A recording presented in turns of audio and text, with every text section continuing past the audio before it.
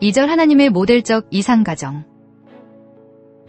하나님께서는 아담과 해와를 창조하여 인류의 첫 조상으로 세우셨습니다. 당신의 전체를 100% 투입하시어 사랑과 생명, 그리고 당신의 혈통이 연결된 아들과 딸로 세우셨다는 것입니다. 두자 간의 관계야말로 모든 관계 중에 최고 최상의 관계이기 때문입니다. 하나님의 혈통을 전수해 주어 영존시킬 수 있는 유일한 길이 바로 부모와 자식 간의 혈통 관계밖에 없기 때문입니다. 그러나 생명보다 귀하고 중요한 이 부모와 자식의 관계가 아담 해와의 타락으로 말미암아 끊기고 말았습니다. 영원한 독생자로 세운 당신의 혈육이 원수 사탄과 혈연적 관계를 맺음으로 말미암아 사탄의 자식이 되어 떨어져 나간 현실 앞에서 하나님의 가슴은 역사적인 한으로 피멍울이 맺히게 되었다는 것입니다. 역사상 그 누구도 알지 못했고 그 누구도 풀어줄 수 없었던 억울하고 처절한 한으로 남고 말았습니다.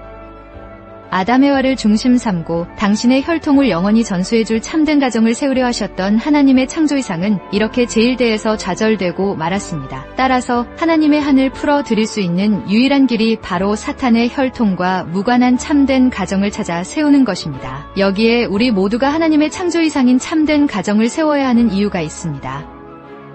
아담 해와를 창조하신 하나님의 목적. 구약성경 창세기 1장 27절을 보면 하나님의 형상대로 사람을 창조하시되 일남일녀를 지으셨다라고 하는 말씀이 있습니다. 이 대목을 귀납적으로 추리해보면 하나님은 한 사람의 남성과 한 사람의 여성을 합한 분이시라는 결론이 나옵니다. 이런 하나님께서 독처하는 것이 좋지 않아 당신의 대상으로 창조한 것이 피조세계입니다. 즉 우주만상은 형상적 대상의 위치에 그리고 그 중심의 실체적 대상으로서 인간을 창조하신 것입니다. 이렇게 하나님의 실체 대상으로서 창조한 첫 번째 남성격 대표가 아담이요 여성격 대표가 해와입니다. 그런데 하나님께서 이처럼 인간을 일남일녀로 분립하여 창조하신 데는 목적이 있습니다. 첫째로 이성성상의 중화적 주체로 자존하시면서도 무형으로 계시는 하나님께서는 실체 세계를 상대하는 데에 필요한 체를 입기 위함이었습니다. 남성의 체만도 아니요 여성의 체만도 아닌 아담과 해와 두 사람의 체를 입고 실체 세계와 자유자재로 교통하고 작용하기 위함이었던 것입니다. 체를 입지 않은 무형의 하나님만으로는 유형 실체 세계를 상대하는 데에 한계가 있기 때문입니다. 따라서 아담과 해와가 마음속에 하나님을 모시고 일체가 되어 완성한 터전 위에 결혼을 하고 자녀를 낳아 가정을 이루었더라면 아담과 해와는 외적이요 횡적인 실체 참부모가 되고 하나님은 내적이요 종적인 실체 참부모가 되었을 것입니다. 이렇게만 되었더라면 아담과 해와는 내외 양면으로 100% 하나님을 입체적으로 닮은 입장에 서게 되었을 것입니다. 이처럼 하나님을 완전히 닮은 아담과 해와가 인류의 참부모가 되었더라면 그들의 모습을 통해 인류는 일상생활 속에서 하나님의 실체를 인지하며 살게 되었을 것입니다. 둘째로는 사랑의 완성을 위해서입니다. 아담과 해와가 완성하여 완전일체를 이룬 사랑의 실체가 되면 그 위에 하나님께서 임재하여 인류의 참사랑의 부모가 되고자 함에 있었던 것입니다. 하나님의 형상적 실체 부모의 입장에 서게 되는 아담과 해와가 실체의 자녀를 번식함으로써 이상가정, 이상세계를 이룰 수 있었을 것입니다. 그렇게 되면 인간을 통해서 영계와 지상계가 연결됩니다. 이처럼 하나님께서는 영계와 지상계를 연결하는 목적을 두고 인간을 창조하셨다는 결론을 내릴 수 있습니다. 하나님은 참사랑을 중심 삼고 아담과 해와에게 임재하심으로써 인류의 참된 부모, 실체의 부모로 계시다가 아담과 해와가 지상 생애를 마치고 영계로 들어가면 그곳에서도 아담과 해와의 형상으로 그들의 체를 쓰시고 참부모의 모습으로 현현하시게 되는 것입니다. 그러나 아담 해와의 타락으로 인해 하나님의 이 꿈은 좌절되고 말았던 것입니다. 하나님께서 필요하신 것은 돈도 지식도 권력도 아닙니다. 하나님은 절대자이시고 전지전능하시기 때문에 그런 것은 필요하지 않은 분입니다. 제 아무리 현대과학이 눈부신 발전을 거듭해도 그 모두가 하나님의 창조권 안에서 새로운 사실들을 발견해가는 과정일 뿐입니다. 방대한 우주는 인간의 생각과 과학이 미칠 수 없는 질서 속에서 법도를 따라 운행되고 있습니다. 이처럼 하나님은 절대적 과학자이기도 합니다. 하나님의 창조 이상.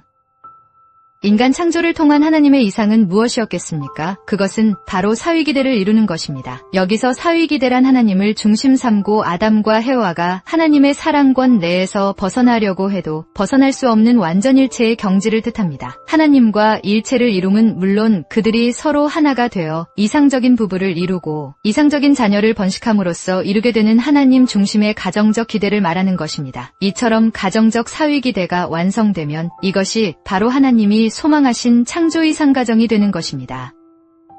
일반적으로 가정이란 결국 부모와 자녀, 그리고 부부의 결합으로 이루어진 하나의 묶음인데 이 묶음의 중심이 하나님의 사랑이어야 한다는 것입니다. 여기에서 남편은 하늘을 대표하고 아내는 땅을 대표하게 됩니다. 그러므로 부부는 둘이지만 그들이 횡적으로 하나가 될 때 하늘과 땅이 통일되는 입장에 세워지게 됩니다. 하나님의 사랑을 중심 삼고 부부가 하나 되면 천주가 통일되는 길이 열린다는 말입니다.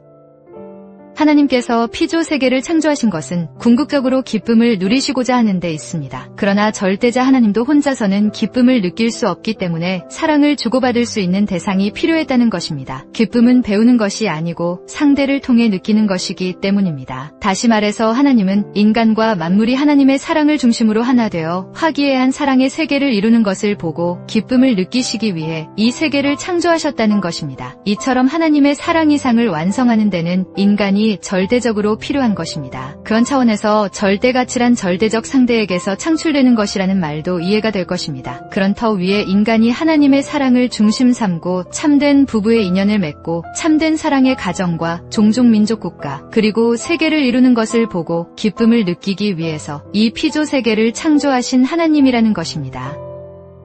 하나님은 아버지이고 인간은 자식으로서 종적인 축을 형성하도록 되어 있었던 것이 인간 창조입니다. 만일 이 축이 온전히 연결만 되었더라면, 즉 인간과 하나님 사이에 참사랑으로 일체된 관계만 맺어질 수 있었더라면 우주의 어떤 힘도 떼어 놓을 수 없는 절대 불가분의 관계가 되었을 것입니다. 하나님의 본연의 사랑에다 줄을 매고 그 사랑의 맛을 본 사람이 어떻게 갈라질 수 있겠습니까? 꿀벌은 봄이 오면 긴 겨울잠에서 깨어나 신선한 꿀맛을 보게 됩니다. 넋을 잃고 꿀을 빨고 있는 꿀벌의 꽁지를 핀셋으로 잡아당겨 보십시오. 꽁무니가 빠져나갈지라도 꿀에서 입을 떼지 못하는 벌들이 있는 것을 보게 됩니다. 여러분은 어떻습니까? 여러분이 진정 하나님의 참사랑의 맛을 알게 된다면 도망가다가도 다시 와서 그 참사랑에 붙으려 할 것입니다. 이처럼 하나님과 연결시켜주는 종적인 참사랑의 힘은 생명의 힘보다도 더 크다는 것입니다.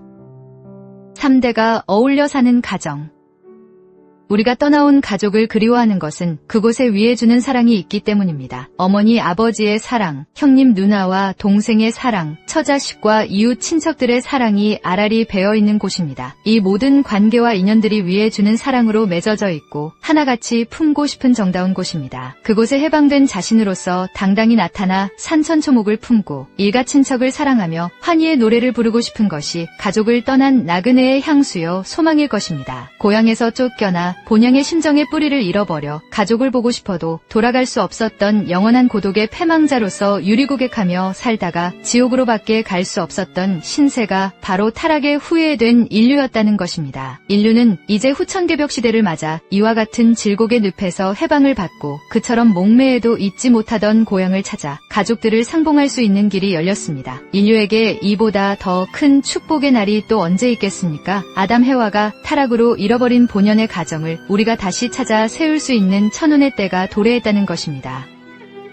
여러분이 잃어버린 본연의 가족을 찾아갈 때는 아담 완성의 자리에서, 예수님 완성의 자리에서, 그리고 재림주를 대표하는 완성한 자리에서 가야 할 것입니다. 그 가정에는 하나님이 임재하실 것입니다. 조부모, 부모, 자녀가 한데 어울려 사는 3대의 가족이 될 것입니다. 할아버지를 역사적인 조상의 뿌리로 모시고 살아야 할 것입니다.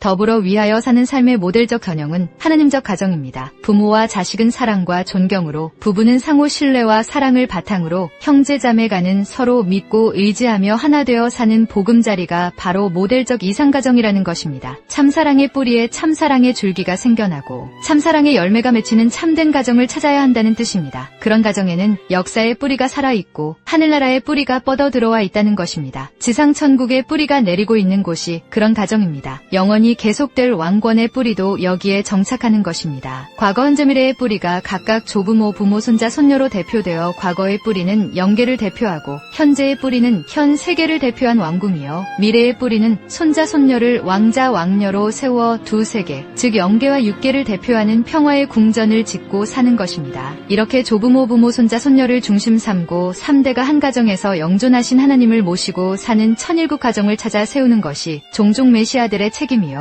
평화대사들의 사명이며 하나님의 소원인 것을 알아야 합니다. 인류가 한 가족이 되어 서로 마음의 담을 헐고 천주적 차원에서 국가 간의 국경까지도 제거하자는 공생공헌공의 사회의 실현운동도 이렇게 한 가정으로부터 시작되는 것입니다. 따라서 우리가 참된 가정을 찾아 세우는 일은 이 땅에 천주평화왕국 창건을 앞당기는 섭리적 소명이라는 점을 명심해야 할 것입니다.